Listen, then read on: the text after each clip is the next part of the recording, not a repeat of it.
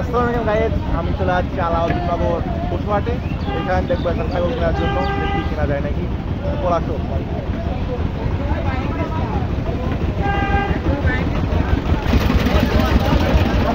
Guys, ছাগল আমার পায়ে ঘুষি করে দিয়েছে।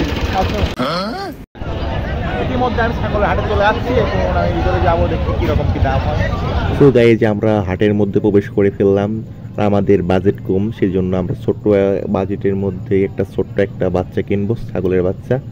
আমরা খাসি ছাগলের বাচ্চা কেনার চেষ্টা করব। আপনারা দেখতেই থাকুন, অনেকগুলা ছাগল আছে, আপনারা আমাদের সাথেই থাকুন, আমরা কেনার চেষ্টা করবো আর কি। গাইজ আমাদের ছাগল দেখতে দেখতে অনেক সময় পার হয়ে যায়, কিন্তু ছাগল কিনতে পারি না। এখানে হঠাৎ বৃষ্টি শুরু হয়ে যায়, সেই জন্য সব ব্যাপারীরা একটা ছাউনির নিচে দাঁড়িয়ে থাকে।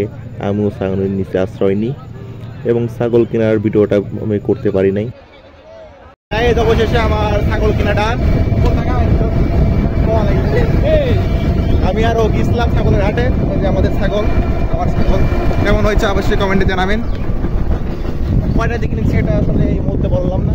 যাই হোক, সবাই আমার ছাগলের জন্য দোয়া করবেন যাতে সুন্দরভাবে বড় হতে পারে। সবাইকে ধন্যবাদ।